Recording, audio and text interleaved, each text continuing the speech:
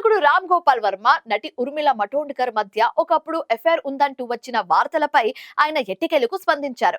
ఉర్మిళ అత్యంత ప్రతిభావంతురాలైన నటి అని కొనియాడిన వర్మ తనపై వచ్చిన పుకార్లను కొట్టివేశారు.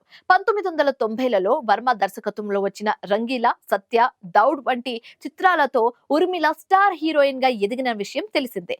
నా దృష్టిలో ఉర్మిళ అత్యంత ప్రతిభావంతురాలైన నటి, అందుకే ఆమెతో ఎక్కువ సినిమాలు చేశాను. నిజానికి నేను అమితాబ్ బచ్చన్ తో ఇంకా ఎక్కువ సినిమాలు చేశాను, కానీ దాని గురించి ఎవరు మాట్లాడారని ఇటీవలి ఓ ఇంటర్వ్యూలో వర్మ క్లారిటీ ఇచ్చారు. తనపై వచ్చిన రూమర్ల గురించి ప్రస్తావిస్తూ ఇదంతా సోషల్ మీడియా చేసే పని అని వ్యాఖ్యానించారు. నారా చంద్రబాబు నాయుడు రాజకీయ జీవిత చరిత్రపై బయోపిక్ తీస్తే నటించడానికి కన్నడ నటుడు శివరాజ్ కుమార్ ఆసక్తి చూపారు. అత్యధిక కాలం ముఖ్యమంత్రిగా పనిచేసిన చంద్రబాబు బయోపిక్ లో నటించడం తనకు గౌరవంగా భావిస్తున్నానని శివన్న తెలిపారు. ప్రస్తుతం రామ్ చరణ్ పెద్ద సినిమాలో కీలక పాత్ర పోషిస్తున్న ఆయన సిపిఐ మాజీ ఎమ్మెల్యే గుమ్మడి నర్సయ్య బయోపిక్ లో ప్రధాన పాత్రలో కనిపించబోతున్నారు. విజయవాడలో మీడియాతో మాట్లాడిన శివన్న, బాలకృష్ణ తమ కుటుంబానికి చాలా క్లోజ్ అని, అలాగే రామ్ చరణ్ తో పనిచేయడం ఆనందంగా ఉందని చెప్పారు. తెలుగు, కన్నడ సినీ వర్గాల్లో ఈ వ్యాఖ్యలు ఇప్పుడు చర్చనీయాంశంగా మారాయి.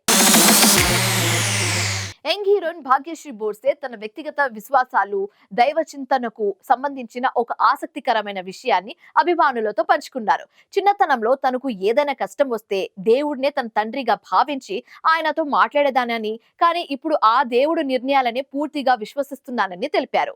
శుక్రవారం నాడు ఓ ఆలయంలో ప్రశాంతంగా ఉన్న వీడియోను తన ఇన్స్టాగ్రామ్ పేజ్ లో పోస్ట్ చేస్తూ ఈ వ్యాఖ్యలు చేశారు. నాకు గుర్తుంది, చిన్నప్పుడు జీవితంలో ఎలాంటి కష్టం వచ్చినా నేను చేసే మొదటి పని దేవుడితో గొడవ పడడమే. ఆయన నా తండ్రి అన్నట్లు ప్రతిసారి ప్రశ్నించేదాన్ని, కానీ ఇప్పుడు నేను ఓ దశకు చేరుకున్నాను. నాకేది మంచిదో ఆయనకు ఖచ్చితంగా తెలుసు, ఇప్పుడు నేను నమ్ముతున్నాను అని తన పోస్ట్ లో ఆమె రాసుకొచ్చారు. ప్రస్తుతం ఆమె కెరీర్ పరంగా మంచి విజయాలు అందుకుంటున్న నేపథ్యంలో ఈ వ్యాఖ్యలు ప్రాధాన్యం సంతరించుకున్నాయి.